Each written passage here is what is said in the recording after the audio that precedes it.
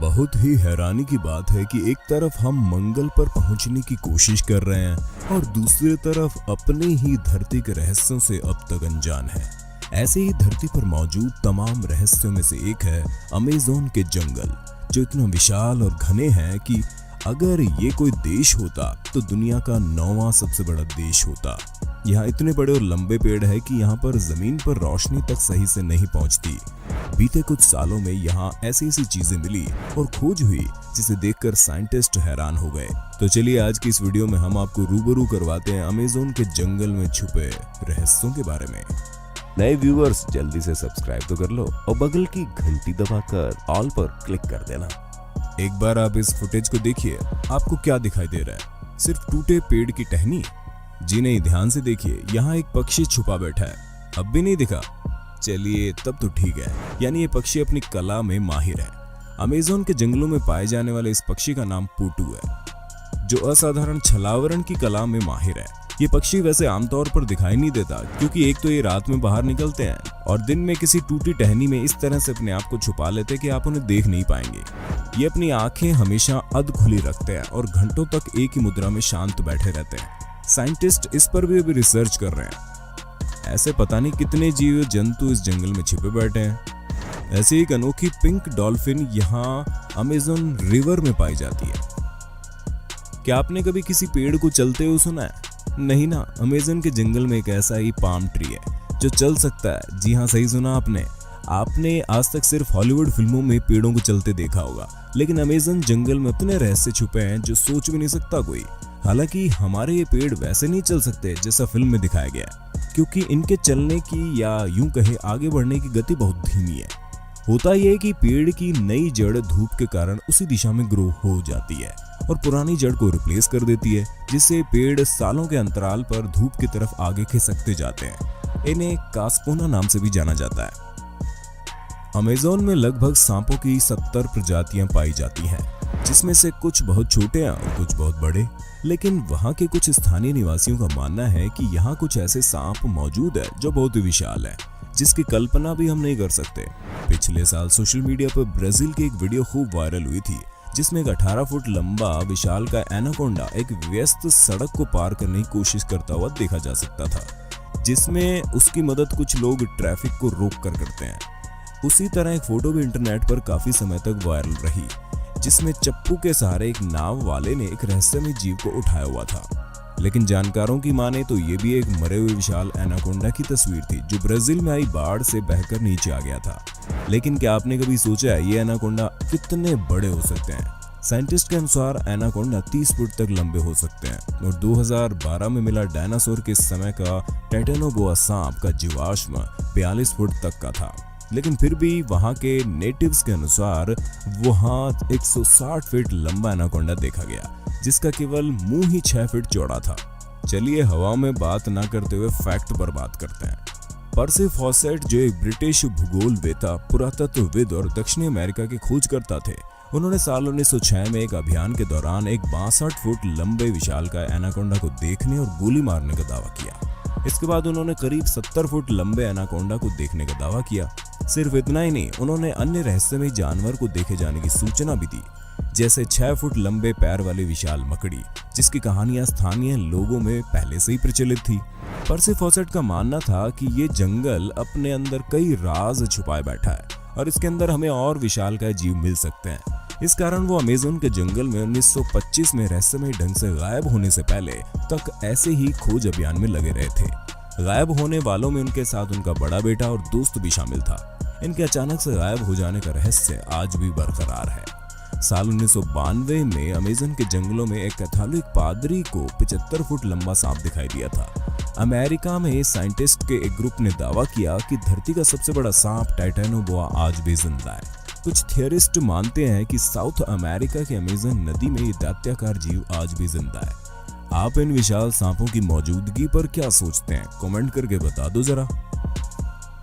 Amazon के जंगल में सिर्फ रहस्यमय जीव जंतु ही नहीं, बल्कि हजारों सालों से इंसान भी रहते हैं। इनमें कुछ किनारों के आदिवासी कबीले ऐसे हैं जिनका संपर्क बाहरी दुनिया से है। लेकिन कुछ ऐसे भी हैं जिनकी दुनिया अमेज़न के जंगल और जमीन तक ही सीमित है। ये बहुत अंदर रहते हैं, यहाँ तक कि हम भी इनके बारे में नहीं जानते। ब्राजील और पेरू की सीमा पर इंसानों की ऐसी जातियां मिली हैं जिससे दुनिया अनजान थी। एक हवाई फोटो में ये लोग पहली बार दिखे। फोटो में साफ दिखाई पड़ता है कि यहाँ के लोग तीर कमान लिए हुए हैं। एक फोटो में देखा गया कि आदिवासी हवाई जहाज पर तीर और भालों से हमला करने के लिए तैयार खड़े हैं और दूसरे 15 आदिवासी झोपड़ियों के पास खड़े विमान देख रहे हैं। शायद वो हवाई जहाज को एक बड़ा पक्षी समझ रहे हैं जो उन पर हमला कर सकता है। इनकी नाव, हथियार और झोपड़ी की कई तस्वीरें सामने आई।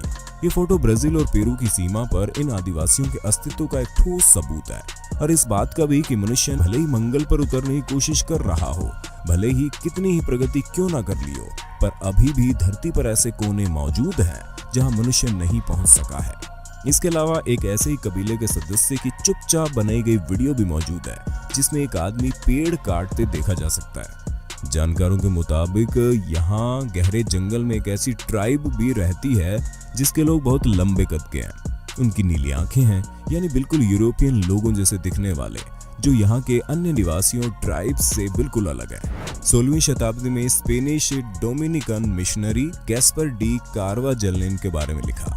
1925 में अमेरिकी खोजकर्ता अलेक्जेंडर हैमिल्टन राइस जूनियर भी इनसे मिले और हाल ही में साल 1977 में एक ब्रिटिश और ब्राजील खोजी दल द्वारा भी इनसे संपर्क किया गया।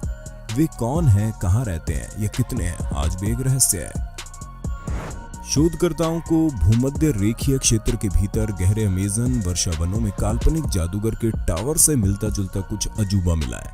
ये एक छोटी सी रेशम की संरचना है जिसे सिल्क हेंज नाम दिया गया। इस संरचना के बीच में एक छोटा सा टावर होता है जिसमें मकड़ी के अंडे होते हैं और टावरों के चारों ओर गोलाकार रेशम की बाड़ होती है। लेकिन किस लिए, ये अभी तक साफ नहीं है। उस टावर में से छोटी मकड़ियों के बच्चों को निकलते तो देखा गया, लेकिन इन संरचनाओं को किसने बनाया यह आज तक मालूम नहीं चला, क्योंकि आज तक इनके आसपास किसी वयस्क मकड़ी को नहीं देखा गया और मकड़ी इस तरह के देती भी नहीं है।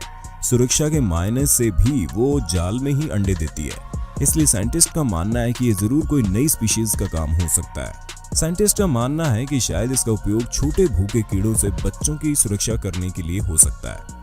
पहले सिल्क हेंज की खोज 2013 में जॉर्जिया टेक के छात्र ट्रॉय अलेक्जेंडर द्वारा पेरू में तम्बोक्ता नेशनल रिजर्व का दौरा करते समय की गई थी। अलेक्जेंडर ने जब सोशल मीडिया पर इसके बारे में जानकारी लेने के लिए पोस्ट किया तब मालूम पड़ा कि उन्हें आज से पहले किसी ने नहीं देखा है। अमेज़न के जंगलों में यूएफओ को देखे जाने का लोगों द्वारा हमेशा दावा किया जाता रहा है। विशाल वर्षावनों के साथ साथ दूसरी और अंटार्कटिक महासागर इसे दूसरी दुनिया के लोगों को छुपने के लिए आदर्श स्थान बनाता है। कुछ ऐसा ही साल 2016 में हुआ जब एक आदमी ने गूगल अर्थ की मदद से अमेज़न के जंगलों में एक सिगार शेप की यूएफओ को देखने का दावा किया। ये अजीब चीजें देखने में पेड़ों के भीतर छिपी हुई प्रतीत होती है। अमेरिका की यूएफओ जांचकर्ताओं की सिक्योर टीम 10 के टालर ने बताया कि वहां दूर दूर तक कोई टावर या कोई चीज नहीं है, बस पेड़ ही पेड़ है। किसी पेड़ से उसकी तुलना करने पर मालूम पड़ रहा है कि ये बहुत विशाल है। सिर्फ एक ही जगह नहीं बल्कि इस तरह की कई आकृतियां पूरे जंगल में फैली हुई है। आपको क्या लगता है, इस बारे में कमेंट करके बताना। लेकिन उससे पहले अमेज़न फॉरेस्ट में घटी इस घटना के बारे में तो सुन लो। 2011 में 2 ब्रिटिश सैलानी ब्राजील घूमने गए थे। फॉरेस्ट में मुहाने वाले ममोसा क्षेत्र में इन पर्यटकों ने गलती से एक ऐसी तस्वीर खींची जो साइंटिस्ट के लिए सिरदर्द बन गई। एक प्रसिद्ध पैरानॉर्मल लेखक माइकल कोहेन द्वारा ली गई एक तस्वीर ने एक एलियन जैसी आकृति को जंगल में साफ साफ देखा जा सकता है, जिसके पीछे कुछ मीटर की दूरी पर एक गोलाकार लाइट भी चमक रही थी। इस क्षेत्र में पहले ही एलियंस को देखे जाने का पहले भी कई बार दावा किया जा चुका है, जिसके चलते ब्राजील सरकार ने ऑपरेशन प्रेटो नाम की एक इन्वेस्टिगेशन का गठन किया, जिसमें आर्मी को इस क्षेत्र में एलियन की मौजूदगी की जांच करने के लिए भेजा गया, लेकिन कुछ हाथ नहीं लगा। अमेज़न का जंगल दुनिया का सबसे बड़ा रेन फॉरेस्ट यानी कि वर्षावन है, जो कि 2.1 मिलियन वर्ग मील में फैला हुआ है। दक्षिण अमेरिका से ब्राजील तक फैले इस जंगल में लगातार कानूनी और गैर कानूनी तरीके से होने वाले पेड़ों के कटाव के कारण इसका क्षेत्रफल कम होता जा रहा है। जब ऐसे ही एक जगह पर साइंटिस्ट ने ड्रोन उड़ाकर कुछ तस्वीरें ली तो देखकर दंग रह गए। उन्हें यह जमीन पर 2000 साल से भी ज्यादा पुरानी आकृतियां खुदी हुई दिखाई दी। गोल, चकोर और रिंग के आकार के करीब 450 आकृतियां यानी जियोग्लिफ्स मिली थी, जिसको देखकर साइंटिस्ट हैरान है, क्योंकि पहले शोधकर्ताओं का मानना था कि अमेज़न वर्षावन आदमियों से अछूता रहा है। ये मानव निर्मित संरचना अभी भी एक रहस्य बनी हुई है। जिस तरह इंग्लैंड के स्टोनहेंज यानी कि लगभग 4000 साल पहले विशालकाय पत्थरों से बनी एक आकृति का रहस्य आज भी बना हुआ है, लेकिन साइंटिस्ट का मानना है कि इनका उपयोग शायद रक्षा, जल निकासी या शायद औपचारिक या धार्मिक कारणों से किया जाता रहा होगा। लेकिन सटीक जवाब किसी के पास नहीं है। क्या आपके पास है?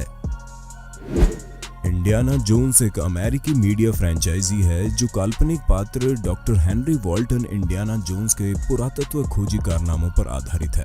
इस सीरीज की कई हॉलीवुड फिल्में भी आपने देखी होंगी, लेकिन क्या आप जानते हैं ये चरित्र पर्सी फॉसेट के असल जीवन से प्रेरित है। जी हाँ, वही पर्सी फॉसेट जिन्होंने 62 फुट लंबे विशालकाय एनाकोंडा को देखने और गोली मारने का दावा किया था। इनके ऊपर 2016 में एक फिल्म भी बनी है जिसका नाम लॉस्ट सिटी ऑफ जी है।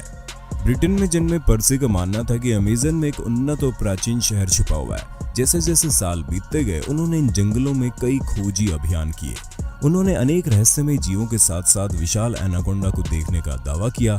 कई नए कबीलों से मिले। उन्होंने सालों तक जंगल में जीवन बिताया, इसलिए उनका नाम दुनिया के महान खोजकर्ताओं में आज भी शामिल है। लेकिन उनके सिर पर सोने चांदी की बनी उस आधुनिक सिटी ढूंढने का जुनून सवार था जिसे सिटी ऑफ जी कहते हैं। साल 1920 में रियो डी जेनेरियो की नेशनल लाइब्रेरी में उन्हें एक दस्तावेज मिला जिसने उनके जीवन को हमेशा के लिए बदल दिया।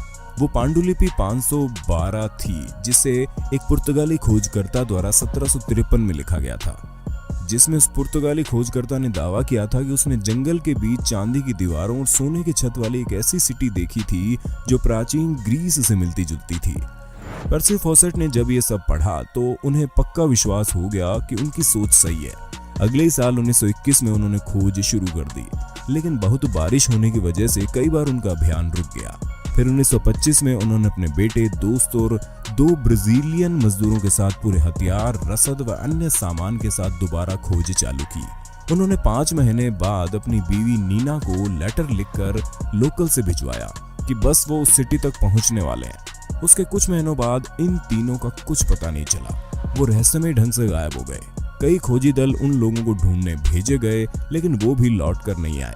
लगभग 100 के करीब लोग पर्सी फॉसेट को ढूंढने के दौरान ही रहस्यमय ढंग से गायब हो गए। आखिर क्या हुआ इन सबको? क्या उन्होंने सच में उस सिटी को ढूंढ लिया था और वहीं रहने का फैसला कर लिया? क्या जंगल के अंदर सच में कई विशाल जीव मौजूद हैं जिन्होंने सबको अपनाने वाला बना लिया, या सब किसी खूंखार कबीले की भेंट चढ़ गए? आपको बता दें, ये जितने भी लोग वहां गए सब बंदूकों और हथियारों से लैस थे। आप इस बारे में क्या सोचते हैं जरूर बताना। वीडियो बहुत लंबी हो गई है, लेकिन रहस्य खत्म होने का नाम ही नहीं ले रहे, इसलिए अगर वीडियो पसंद आई हो तो नेक्स्ट पार्ट की डिमांड कमेंट में कर देना।